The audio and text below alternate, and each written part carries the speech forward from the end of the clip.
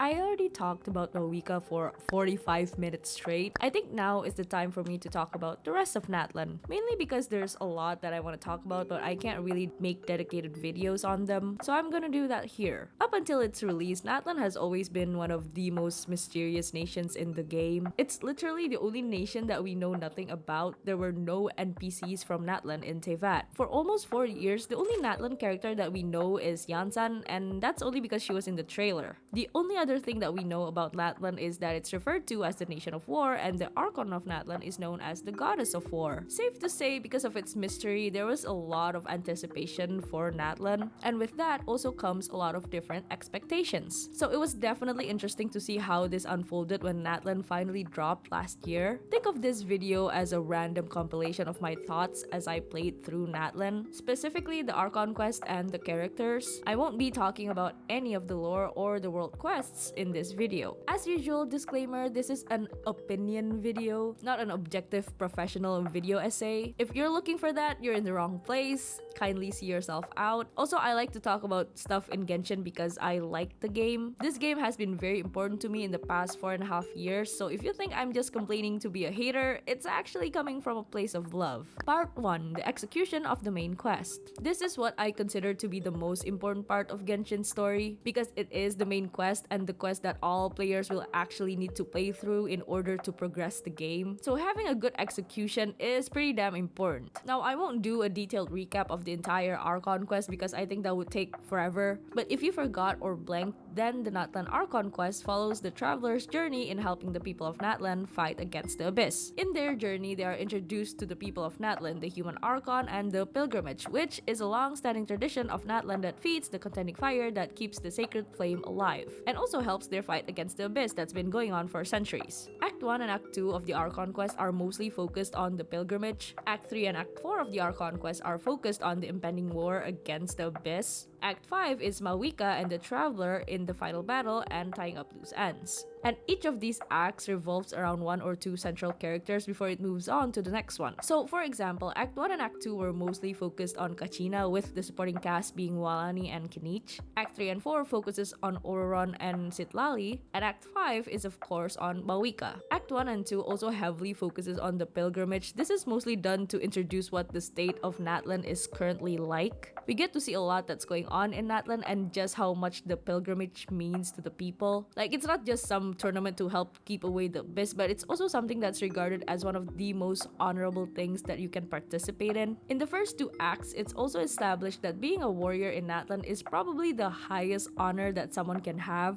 hence why their Archon, their leader, is the strongest warrior in the land, and currently that is Mawika. It's definitely an interesting concept that we haven't seen before. All of the Archons that we've met were always deities, so having a human Archon was a nice refreshing change. Plus, she was nice and also a capable leader. Now, the first two acts of the NATLAN Archon quest are actually pretty strong. The way we're introduced to the nation and the pilgrimage was exciting and was done really well. As players, we were thrown right into the excitement of the pilgrimage, which is just Genshin's tournament arc, and I personally found it pretty fun. I didn't expect that we would get to actually play through the pilgrimage, which is a treat because it lets the players see what it's actually like to participate in this big event instead of just hearing about it from the characters. It adds a lot of immersion, it adds a lot of investment, and it's showing, not just telling. So Act 1 and 2 of the NATLAN Archon quest is actually pretty strong in terms of writing and storytelling. And another thing that I think made these two acts really good is because they chose to focus the theme of NATLAN, which is the fight for glory and the war against the Abyss, never fighting alone, center around one character, and that is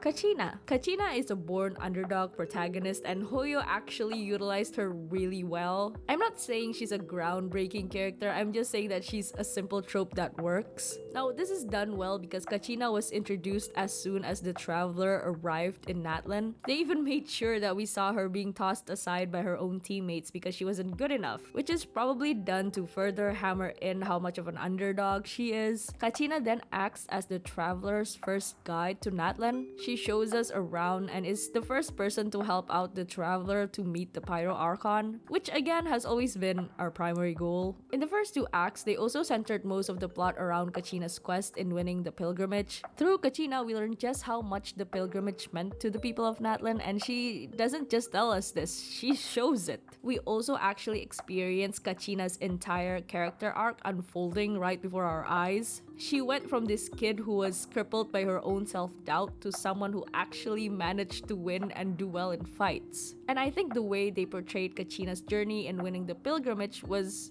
done really well. We're told and shown her motivations literally during our first conversation with her, and that's because she wants to feel worthy as an ancient name bearer. Kachina, being young, doesn't have the best self-confidence, and the people around her aren't always the most supportive. Not because they're all assholes, but mostly because they also just wanted to win the pilgrimage for themselves. And due to her lack of confidence, she isn't exactly the most ideal teammate to have. But despite this, Kachina does have a close-knit group of friends that believe in her and act almost like older siblings. And that is of course Mualani and Kanich. They look out for her, and Mualani even ditches her own team to help Kachina in the pilgrimage. And because they're friends, Mualani knows that the only thing that's holding Kachina back is Kachina herself. So if Kachina can just win the pilgrimage once, she would have a complete total shift in mindset about who she is and what she's capable of as an ancient name bearer. And the best part about Kachina's character arc is that we get to actually see it happen on screen. We get to actually play as Kachina in it. We see her struggle a lot in the pilgrimage, which again is believable because she's inexperienced and young. But despite all that and a few assholes, she does have the determination to make it really far by herself. This is further cemented when she actually won against Mualani, someone who not only believes in her but is also someone she looks up to. And you can see that this victory and moment is well earned. Even Kachina herself was struggling to believe that she somehow defeated Mualani. Mualani and Kanich are obviously proud of their friend, and when Kachina emerged as one of the victors, it was a great moment because again, it felt earned. She deserves it. It felt like this character had earned her spot as one of the greatest warriors in NATLAN, and therefore she was more than fitting to fight for NATLAN's glory in the Night Warden Wars. They only sent in the most capable and renowned warriors into the Night Warden Wars against the Abyss because in order for the Pyro Archon to use the Ode of Resurrection to, well, resurrect them, it can only be done if they actually won in the war. If they were unsuccessful, unfortunately they will just have to stay unalive, which is why it's so important to send capable warriors into these wars so that NATLAN isn't just killing their citizens and increasing their own casualties in the war. But anyway, Kachina goes to the Night Warden Wars and the Traveler goes along with Mualani to meet the people of NATLAN, specifically the people of the Springs. And again, I think this is what makes the earlier acts of NATLAN feel pretty strong. It introduces the different parts of NATLAN in a way that just feels natural. The Traveler didn't really have anything else to do while Kachina's fighting the Abyss, since in a very surprising twist, they're not allowed to participate in the pilgrimage. The Traveler's involvement in the Archon quest is something I will talk about more in a bit, but I do like that they gave the tournament spotlight to an actual character from NATLAN. Anyway, the time that the Traveler spent with the people of the Springs actually has a purpose. It's not for nothing. The Traveler got to know the locals and met really interesting NPCs, spent time with Mualani, who's been a great friend to Kachina and a good supporting character, and most importantly, we learned that the Traveler's powers can actually help NATLAN's fight against the Abyss. You know, the power that the Traveler used to purify Dvalin's teardrop 4 years ago in Mondstadt? Yeah, that made a comeback, which is surprising and is actually good storytelling, I guess. Having something brought back from so long ago will actually really pay off this way because it just gives this rewarding feeling. Like the story is actually rewarding you for paying attention for once. Which again is the bare minimum that you could ask for, but I'll take it. It's a good improvement. So the Traveler actually helps out the people of the Springs when they were attacked by the Abyss, and then we learned that Kachina died. So when we were doing all of this, she was probably getting mauled by a Rift Hound, which is pretty fucked up when you think about it. And what's worse is that the Ode of Resurrection, which is supposed to be like NATLAN's way of making sure people aren't just dying all the time in their fights against the Abyss, is just not working now. Mawika is unable to find her location in the Night Kingdom, hence she can't bring Kachina back. But anyway, most of Act 2 is focused on saving Kachina, and because of the way Kachina was set up in the first act, I was pretty damn invested. I think because she was really fleshed out as a character, I personally was invested enough to want to get her back. I didn't feel like, oh, I have to do this for a character that I don't care about, but I have to do it in order to progress the plot. I didn't feel that way. It genuinely feels like she deserved better because she does. She doesn't deserve to just die literally right after she just achieved her dream and started to believe in herself. So the Traveler and the gang make way into the Night Kingdom to save Kachina. Meanwhile, Mawika and also some parts of the gang fought the first of the Fatui Harbinger that appeared kinda out of nowhere, but it was a really cool fight. So we're gonna ignore that the timing of the ambush felt kinda random, and Mawika is also trying her best to keep the sacred flame of NATLAN alive. A big part of her plan is for her to sacrifice her own powers because the pilgrimage isn't really enough anymore and NATLAN is on the verge of collapse. I also forgot to mention that Mawika is also revealed to be the reigning Pyro Archon 500 years ago when Kandria collapsed and the Abyss invaded different parts of Teyvat. She also reveals that she has a plan that's been in motion for 500 years and should come into fruition right when NATLAN is about to collapse, which is, again, right now. This plan also includes the awakening of the 6 heroes from the 6 tribes, which is a cool concept to me.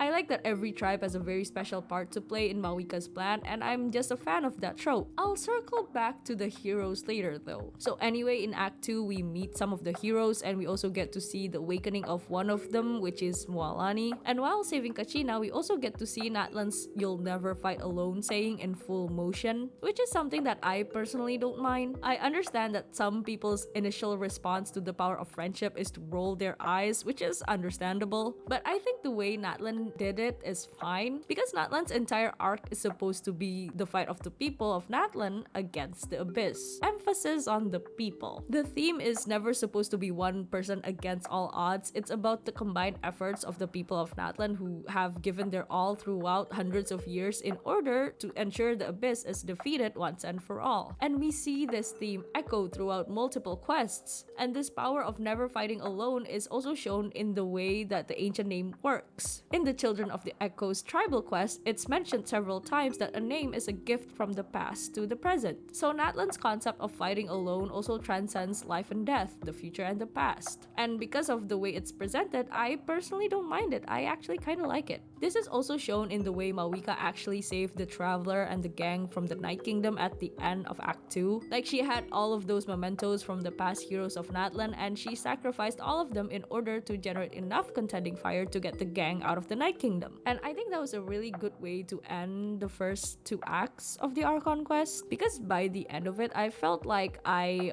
saw the conclusion of Kachina's character arc, and also I felt really familiar with NATLAN and just the state of NATLAN in general. It was a good introduction. Act 3 and 4 is personally my least favorite part of NATLAN, and that's because it's where the quest in forging the Traveler's ancient name begins. I think it's a cool concept, but it takes so much time and it never really leads anywhere. I don't know, I personally feel like we could have used Act 3 and 4 for something else entirely, like getting to know some of the most important characters in the story, maybe? But anyway, Act 3 starts with Shilonin trying to help the Traveler in getting their ancient name. In this quest, we also meet Ororon and we learn he's the one working for the captain. The Traveler and the others were confused as to why Ororon was even working with the Fatui. Even Kinich mentions that he's not sure if it was voluntary or not. And Citlali, who is the expert of everything related to the Night Kingdom, agrees to help with all of the ancient name business, with the condition of the Traveler helping her prove Ororon's innocence. This is also the act where the Traveler actually meets the captain officially for the first time, and after greeting the Traveler, he very conveniently just explains his motivations and his distrust of Mawika's plan. He finds it convoluted and relies way too much on luck and things falling into place, but the captain is level-headed and he is actually really cooperative because he recognizes that they share a common goal. So he was never going to be set up as the villain the same way most of the Harbingers were. He and the Archon have the same goal here, but the methods that they believe to be the best are different, which makes the conflict between Mawika and the captain a lot more complex and interesting because it's just not black and white,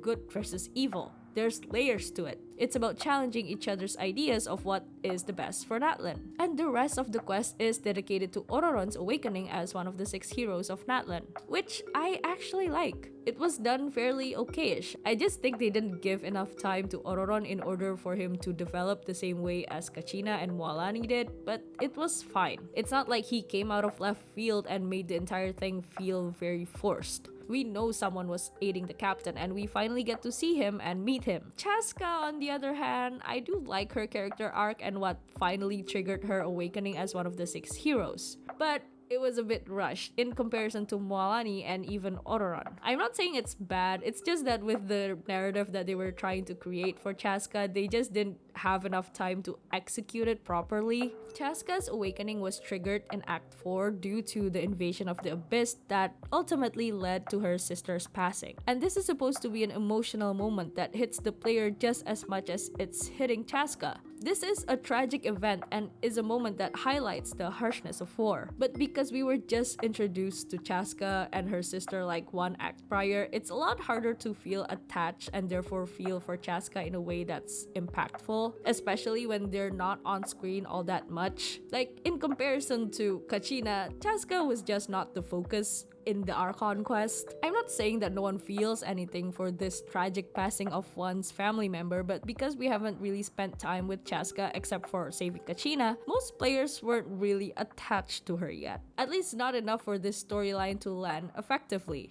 Personally, for me, I was sad for Chaska, but it was like me feeling sympathy for a coworker who lost someone close to them. And it's probably why that storyline for me isn't really that memorable. I will talk briefly about the interlude quest when I talk about the captain later on in this video, but I personally felt that it was just too short to have a lasting impact on the story despite its massive lore bombs. But yeah, more on that later. We move on to Act 5, and this is where most of the final battle takes place. And while I think it was enjoyable and entertaining, the one word that I would use to describe Act 5 of the NATLAN Archon quest is underwhelming. Again, it's not to say that it's unplayable or even bad, it's just that a lot of the payoff for the different storylines of NATLAN didn't really land, at least for me. We get the cool final battle with Mawika and the Traveler, but because Mawika's plan has always gone smoothly throughout Act 1 to 4, the game didn't really give me a reason to be at the edge of my seat. I just naturally assumed that things would work out for them. I knew Mawika was powerful and the Traveler as well. The Traveler, so the final moments of the fight against the Abyss didn't have the same satisfying payoff as Neuvillette saving Fontaine. I'm making this comparison specifically because I think the payoff in Fontaine's last act is the best one so far. Now, because Act 5 is supposed to be Natlan's last act, it naturally tries to conclude a lot of loose ends. And one of those loose ends is the captain's story in NATLAN. But like everything I mentioned, I think even that was too rushed, and I will talk about it a bit more later on. So did Act 5 do a good job in being the finale for NATLAN? I would give it a B- at best. It was entertaining, there were a lot of cool moments, and I do like that some scenes play out differently depending whether or not you have completed the tribal quests. There were a lot of good cutscenes, but in terms of narrative and emotional payoff of the story, they could have done a lot better. I think a lot of the chunks of the Archon quest are too focused on the wrong thing, like the ancient name shit that never went anywhere nor affected the story that much. And when I felt like they needed to focus more on NATLAN characters, they focused too much on the Traveler. At the end of the day, NATLAN's theme is about the people of that nation from different tribes fighting together against the Abyss. And while we got to see that concept here and there, we would never really spent too much time getting to know the people, which in a game like Genshin is important because it's a character-driven game. The main product that they're trying to sell us the players are the characters. So the story, as linear as it is, should still heavily rely on said characters. The arcs and narrative of the game should heavily revolve around them. For example, the Sumeru and Fontaine Archon quest revolved around one theme, and those themes revolved around the Archon.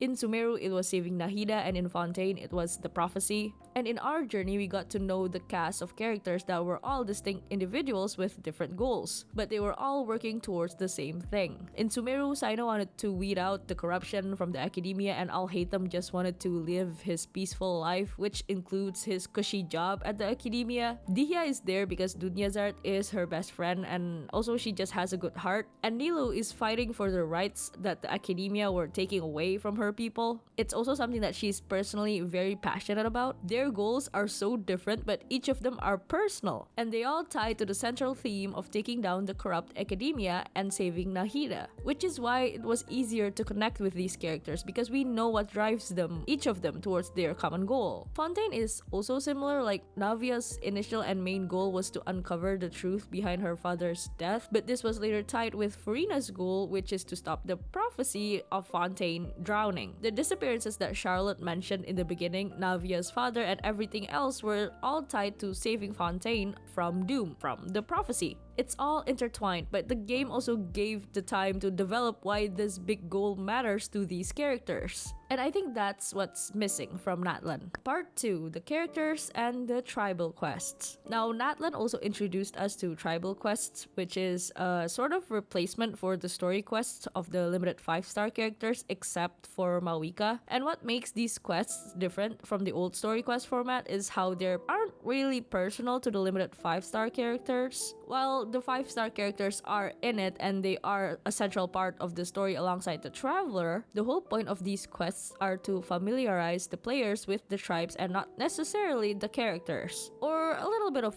both. But that's the thing. I think a big factor as to why I myself and probably some players feel a disconnect to the NATLAN characters is because of the lack of personal storytelling. The characters of NATLAN, the featured 5 stars especially, are fine. Even the 4 stars are also fine. None of them are abysmally bad in terms of storytelling. They're just fine, and that's also kind of the problem here. The story of NATLAN tried to focus a bit too much on the tribes and put too many characters in the spotlight, especially in the Archon quest due to the nature of the story, when it should have instead focused on 1 or 2 or 3 prominent characters the same way Sumeru and Fontaine did. Sumeru had a big cast, but the focus of the story was always Nahida and the academia, plus story quests are still there. People might not care about Tignari all that much in the Archon quest, but his story quest is a fan favorite for a reason. And it's the reason why a lot of people are attached to him. He also has a pretty distinct personality, so that helps. He's very stern and sharp enough to be the one to kick off Sino's investigation in the story. His presence has a purpose in the story, and it's to actually start the chain of events that leads to the Sumeru Archon quest. Fontaine, most of the focus is on Furina, Navia, and Duvilette, so it's only natural that Fontaine's story felt the most personal. We spent most of the Archon quest trying to solve a mystery that's personal to these characters, and then we got the story quests that were pretty strong for all 3 of them. And for the characters that weren't in the spotlight, like Risley, they had their respective story quests. I think the best example of a character that was humanized in his own story quest is Nuvilette. He's just not a character that you're supposed to relate to, but seeing his humanity and the exploration of his emotions in his story quest did add a lot of depth to his character. So without the story quests to act as a supplement for the non-Archon characters, they can feel like they're acquaintances at best to me personally. Like, I know some interesting facts about their tribes, but I don't know who they are as people. At least not through the Archon quest or the tribal quests. Now, I'm not saying every story quest in the past has done the character justice. In fact, some of them were kind of horrendous, but the ones that did its job did a lot for the featured character. There's also another bone that I would like to pick when talking about side characters in NATLAN, specifically the 6 chosen heroes of NATLAN. They are a cool cast of characters. They had potential, but again, they were just underutilized. We never got to know them personally. I barely saw Kanich in the Archon quest, and he's one of the 6 heroes. And even in aiding Mawika, they didn't do much. They could have played a much more important role in the story, like being the one to offer Mawika advice and wisdom, or just see things that she couldn't see, because even the most competent leaders have their blind spots. And the 6 heroes could have aided Mawika more and in more ways than just activating her power. Now, I'm not saying they're useless. They did help her, like they're one of the reasons her plan worked, but they're treated more like a plot device that's part of Mawika's plan instead of them being a group of characters that aids her in her quest to save NATLAN, both as an Archon and as a friend. And again, we've always had big casts of characters. players. In Sumeru, for example, Nahida was saved by her own people essentially, plus the Traveler. There was Alhaitham, there was Sino, Thiknari, Dihya, Nilu, all of them came from different walks of life. But you can deny that each of them felt like they belonged in the story. Even Nilu, who wasn't featured as much as the others I mentioned, played a crucial part in the story. The final plan to save Nahida would have never worked without her, and it's not because she's special or has some unique gift or that she was chosen. The main reason she felt like she belonged in the story and was an important character in the Archon quest was because she provided that none of the other characters could have. She was the dancer, the artist that could put on a performance so captivating that it distracts the scholars and the guards of the academia. But the 6 heroes are almost interchangeable, or if they do offer something unique because of their ancient name, it was glossed over pretty badly. Most 5-star characters also have very personal story quests that add so many layers to them, like Dihya's story quest is still one of my favorites. Again, this isn't the case with a lot of the story quests, but the ones that do it right really add layers to the characters. Although I will admit, because of the way NATLAN's presented, it makes a lot of sense to focus on the tribes and the background of each tribe because they do play a vital role in the story. However, I think the tribal quests cannot replace the story quests. That's the point I'm trying to get to here. Because what happened was, we just ended up learning more about the tribe than we do about the characters, and both are equally important. I don't mind learning more about the tribes of NATLAN, I find them interesting too, but it can't replace story quests because, again, if you don't know who these characters are, then it's almost impossible to form an attachment to them. Part 3.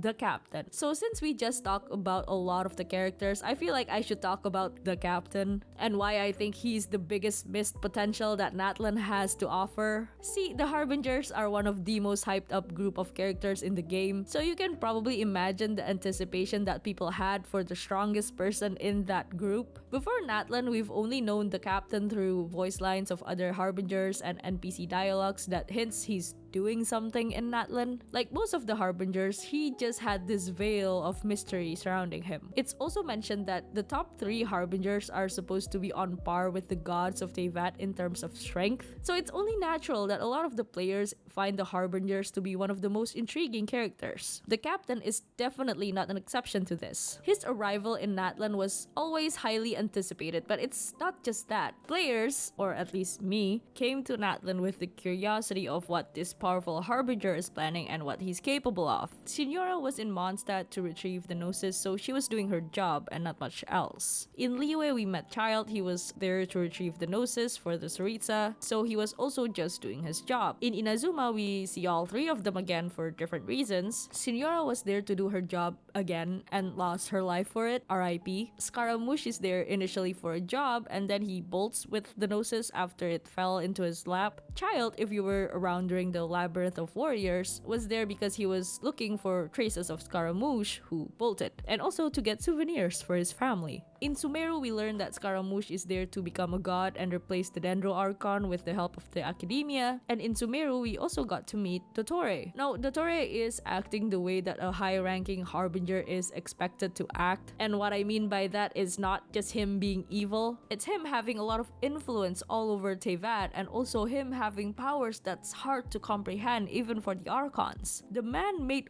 Horcruxes of himself. He's responsible for ruining entire nations, manipulating other Harbingers for 500 years, and is somehow still able to do inhumane experiments here and there. The man is crazy. He is menacing and terrifying, and he is a rank below the captain. So you can't really blame me if I expected the captain to have something more to him than what we got in the NATLAN Archon quest. I'm not saying that the captain has to be the evil monster that Dottore clearly is. The Harbingers are always supposed to be a group of unhinged people coming together because following the Tsaritsa benefits them one way or another, but each of them always had self-serving interests at the heart of it. They don't necessarily follow the Tsaritsa for the same goal. So for example, Child is with the Fatui because he likes to fight, and being a Harbinger gives him a lot of opportunities to, well, fight. And he's also there to provide for his family. Signora is there because the Jester and the Tsaritsa found her while she was wandering around as the Crimson Witch, and then they saved her. Dottore is there because the Fatui probably helps him fund his research, while Scaramouche is there because he was just bored, and Dottore manipulated him into being there anyway. This self-serving motivations that the Harbingers have makes them have the potential to be one of the most complex group of characters in the game. And they are complex, like most of them are bad, but they're not all pure evil. And the captain is supposed to be the strongest of the Harbingers, the one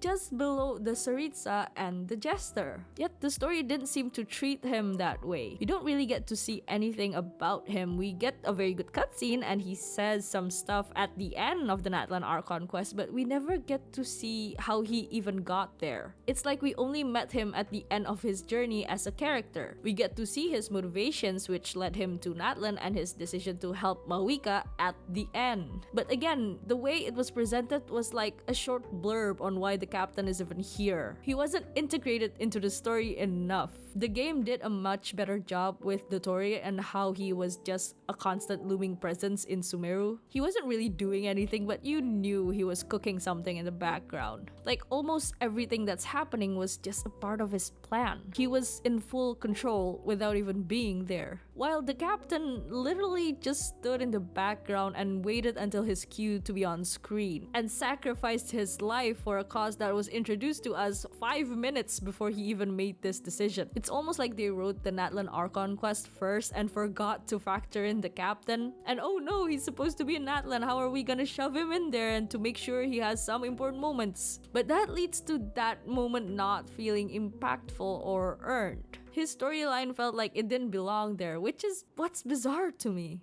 And the captain, who should have been a character that's as important as Dottore, is used as a plot device for shock value, which is the main thing that frustrates me about this character. We had an entire interlude quest that I felt was kinda wasted, honestly. The NATLAN interlude quest felt like it's the most underwhelming one we got so far, and that's because I felt like it had no real impact on the story or the characters. The interlude quests in the past were used to further establish characters that we didn't get to see more of in the Archon quest. We got to see more of Shenhe and Xiao and the Wanderer. All of these characters would not have an inkling of depth if the game didn't dedicate an entire interlude quest to spend more time with them. And I'm here to argue that the NATLAN interlude quest should have been used to get to know the captain and his motivations and his thought process and everything that makes him a character. He was already in the interlude quest anyway, and he was dropping lore bombs, and he was the one who introduced the abyssal corrosion syndrome that the people were suffering from. He's already there. He drops really important lore about how he and his platoon escaped the destruction of Condria. We also learn why he has a grudge against Renova in the interlude quest. He even took off his mask. So I just wished he had more screen time, involvement, and development as a character before he was permanently tied to a chair. Now, in comparison, Arlecchino was also never really involved in Fontaine, but her setup was done in a way that you can always feel her presence through Lini, Lynette, and Fremine because they're her children, and we knew they were working for her. So whenever we see these kids doing something, we know it's probably a part of Arlecchino's plan. For the captain, he was the one who actually has a lot more stakes in the NATLAN Archon quest. Like whatever happens in NATLAN and the Abyss will actually affect his goals more than the events of Fontaine and Sumeru will affect Arlecchino and Dottore. Yet his presence is the one that we just don't really feel. His determination and his conviction is admirable. He had the potential to be one of the most intriguing characters in the game, but it just wasn't utilized well. The only reason that I can think of why they chose to not do this is because the captain is never meant to be playable, which is sad because as a collector of Harbingers myself, I would have loved a playable Capitano. But if he was never going to be playable, then why waste precious screen time on the character that people will never spend money on, which is not great storytelling wise, especially when he's one of the most important members of a group that's really important to the story. Not to mention, he's also just one of the most anticipated characters in the game. He's Conrian and is also working for the Fatui, just like the Jester is. This man is not some random guy that you meet on the street. Yet there's no growth to his character. There's no arc. We just get an info dump on why he's there, but we don't see his growth. We don't know the full extent on what really happened to him in Condria, what really drove him to want to save his people, useful other than it just being the honorable thing to do. Scaramouche has an entire arc before he became the Wanderer. And all of the other Harbingers, at least the ones that are alive, all have incomplete arcs. Arlecchino, we only learned about her background a little with the House of the Hearth. Dottore, we haven't seen him again yet. And it's safe to say that they're saving Child's arc for Snezhnaya.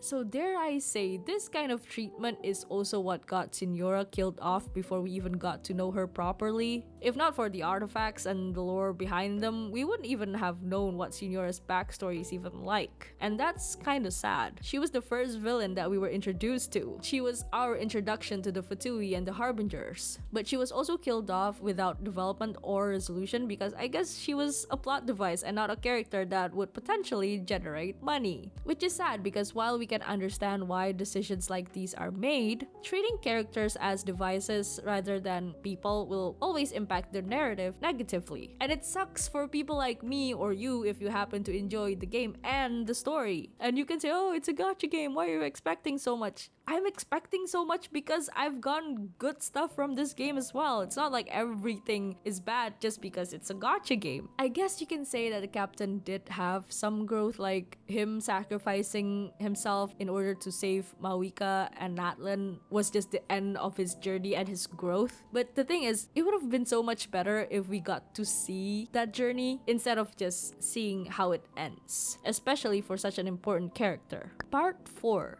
The Traveler. I don't know if this is a controversial opinion or not, but I don't really like the Traveler's role in the NATLAN Archon quest, at least not at the end. For the first 2 acts, I think the way they integrated the Traveler into the Archon quest was actually really great. When the Traveler met Kachina and learned about the pilgrimage, my immediate assumption was that the Traveler was gonna carry Kachina through the pilgrimage because they are a renowned fighter. It would be completely predictable, but it's also understandable. So I was surprised when the Traveler wasn't able to participate like at all. They were mostly there as emotional support for Kachina and was there to observe and just be a good friend. They managed to develop a bond with Kachina without even participating in the pilgrimage. So when the Traveler goes to save her later on, it actually feels completely believable because at that point I personally wanted to save Kachina, and the Traveler, someone who has spent some time with her and watched her grow in the pilgrimage and was their first friend in NATLAN, would understandably want to charge headfirst into the Night Kingdom in order to save her. And they even brought back their ability to cleanse or purify abyssal remains that has not been brought up since the early days of Mondstadt. So the Traveler's presence in NATLAN felt so well executed in the first 2 acts. Like they're there for a reason and they're important, a pivotal character to this nation that's constantly under threat from the abyss, and they're slowly forming bonds with the people of said nation. They feel important, but they also didn't overstay their welcome. Like the Traveler was just important enough to not take away the spotlight or importance of the NATLAN cast. It was a balance that was struck ever since we got to Sumeru and Fontaine, so I was pretty happy when I saw they were going with the same balanced approach in NATLAN when it comes to the Traveler. So you can probably imagine my disappointment when I saw what happened in the later acts. I personally feel things started to go downhill when they focused too much on the forging of the Traveler's ancient name. Don't get me wrong, I think it would be cool for the Traveler to have an ancient name like it's their mark in NATLAN, so there's nothing wrong with that in concept, but did it have to take so much of the focus in the Archon quest? I just don't think it was that important when there are so many characters that we could have spent more time on and that would actually add something to the story. And while I think there's also nothing wrong with the Traveler being celebrated and is the one that aids Mawika in the very last act, I still also think that they overdid it just a little bit. In Mondstadt, the Traveler fought alongside the main cast, so they didn't feel like the focus. The focus was mostly on Venti, Diluc, and Jean. In Liyue, Sumeru, and Fontaine, it was a collaborative effort of the Archon who isn't necessarily present or capable of fighting and the Traveler. Like for example, it makes sense for the Traveler to be doing the fighting alongside Nahida in Sumeru because Nahida isn't a fighter. It makes sense for the Traveler to be the one fighting in Inazuma because they're fighting their own Archon and it's not like some random humans can just defeat a god. So as clumsy as Inazuma's story was, it still made sense and kinda necessary. But here it felt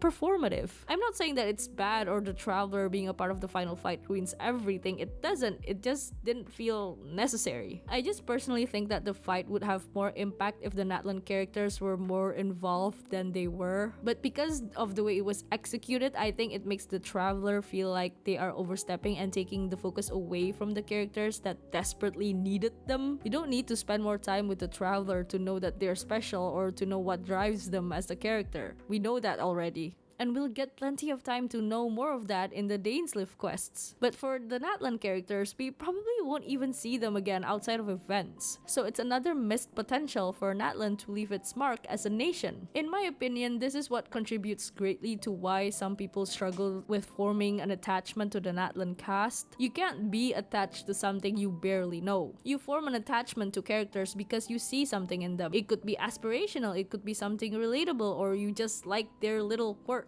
But if those things are barely shown on screen because the traveler needed an entire segment celebrating them and to showcase how great they are, then I could understand why people felt that NATLAN is underwhelming. And I get it, like NATLAN seems to be the place for celebration. The people are warm and welcoming, they just won a war, and the traveler without a doubt contributed to that. They are definitely a pivotal character in the Archon quest. But again, did we need an entire segment to celebrate this? An autograph signing section? Really? It seems almost forced because I personally as a player felt a lot more satisfaction seeing the conclusion of story like Sumeru and Fontaine, knowing that the traveler made a difference but it was the people who stood up for themselves. To me at least, the traveler's role is supposed to be a catalyst, the witness, not the hero that needs to be worshipped wherever they go. I don't know, maybe it's a preference thing, but I genuinely felt like the whole sequence was unnecessary. I know some people really like that the traveler felt like the main character of the story, but I'm personally not a fan of this. In Archon quests, I think the traveler is more fitting as a witness and the catalyst to events that's unfolding in Teyvat than to be the savior of the nation. And that's purely because the story of the Archon quest should be about the Archons and the people of the Seven Nations. To me, that's what makes these quests so interesting narratively, because we just get to see different characters from different backgrounds reacting and growing in the story instead of just the traveler saving the day. This can be an issue and can be pretty boring to witness because, as we have established before, the traveler is basically a character that is stuck in not having too much of a personality but is also not completely a self-insert, and this can cause a lot of hurdles when trying to integrate them into a coherent story. That's why I personally prefer to have more traveler moments in the spotlight during the Dainsleif quests, because their role in that story is very clear. And what I mean by that is their role in the Dainsleif quests is very straightforward. They are the main character, they are the ones driving the plot forward. It's about them and their journey in finding their twin sibling. But in these Archon quests, sometimes it can feel like they're just trying too hard to be integrated into the story where they don't necessarily belong. Part 5. The structure and pacing. I think one of the problems that stood out to me for NATLAN is that the first 2 acts of the Archon quest are the strongest. Which isn't inherently a problem. It's okay to have a strong opening act as long as the finale can live up to it. Fontaine, I think, had a pretty solid opening. I remember being entertained enough, especially when we got to know Navia. Act 3 and 4 of Fontaine weren't as memorable, but good lord, Act 5 of Fontaine is just objectively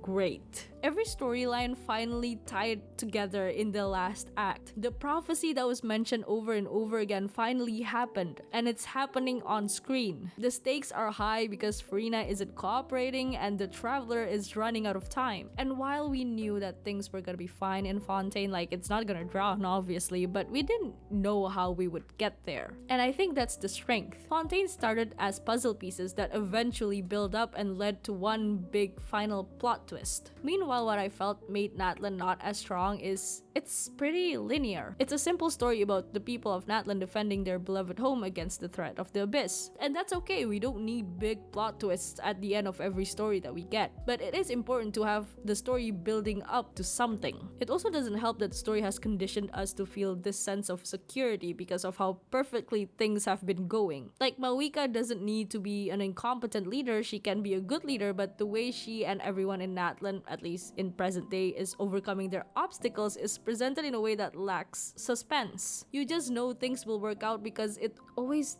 just does. Mawika, even in her weakened state, can still punch through anything. She can still fight the captain with no problem. So despite them saying that they are struggling, we don't really see the struggle. And that's a problem. Even in Inazuma, there was this sense of dread, and I was just a bit on edge that our main villain is an archon, a literal god. So while I knew it was gonna work out, I also knew it wouldn't work out too smoothly. But in NATLAN, I just knew things were gonna be okay, even though we were in the middle of war. And we could technically see people dying because of said war. Like, there was that whole sequence with the death count and everything, which was actually an interesting mechanic, don't get me wrong. I think all of this is because of the fact that they portrayed Mawika to have little to no flaws, so you just sit through this entire quest thinking that she'll save the day, or at least that's how I felt. It also doesn't help that things just happen really smoothly. Like, the last two heroes woke up right when they needed them to, and the one major opposition to Mawika, which is the captain, complies to her plan after questioning it for roughly 30 minutes. This is why I personally think that the conclusion of Act 5 didn't have the same emotional impact as Fontaine or even Sumeru did. There were just no stakes. Even the moments that seemed hopeless or dire, it's resolved in like 5 minutes. And these are the things that made everything so not exciting. The efforts of the people is not really felt because at the end of the day, you just kind of knew that it would work out. I know I sound like a broken record at this point, but I'm just frustrated because the game actually presents the people of NATLAN pretty well, like at least in concept. They presented the will of the people of NATLAN can actually transcend time and space. That whole celebration sequence is again just out of place for me. Like, it's fine because NATLAN is a joyful nation at the end of the day, but at that time, like during that moment, all I wanted to know was what would happen to Mawika, because you know Mawika is supposed to die soon. Can we go to that at least? But when we finally get to see her in Ochka NATLAN, she was ready to sacrifice her own life for the sake of NATLAN. And as we were about to step into slight suspense of what might happen and what decision Mawika was going to make, or at least how she would get out of it, the captain shows up and saves the day. And once again, things just work out for the sake of working out. It doesn't feel earned, therefore it lacks impact. And I think that's the missed potential of NATLAN Act 5. It had a lot of cool moments, but it doesn't have enough substance to balance it out, or for it to have any lasting impact. Now I know I've been complaining about NATLAN a lot, but I actually really like NATLAN as a nation. I think it's a breath of fresh air from all of the previous nations that we've been to. I like the music, I like the characters, I like the premise of a nation so closed off and it's at war with the abyss. I'm just not a fan of the way they handled the main story, which to me makes it feel like NATLAN doesn't have depth. There's no complexity, no layers that need peeling. Now, not every story have to be complicated. We can have simple stories, but a simple story doesn't mean it's a story without depth. And without depth, a nation is often forgettable, which is a shame because I think NATLAN had great potential. Anyway, I hope you enjoyed listening to me complain yet again. I promise it comes from a place of love, and that is 30, 40, 45 minutes of your life that you will never get back. Let that sink in. I'm just kidding. I hope you guys enjoyed your stay. Thank you for watching. Consider subscribing if you want. If not, that's okay. See you in the next one. Bye!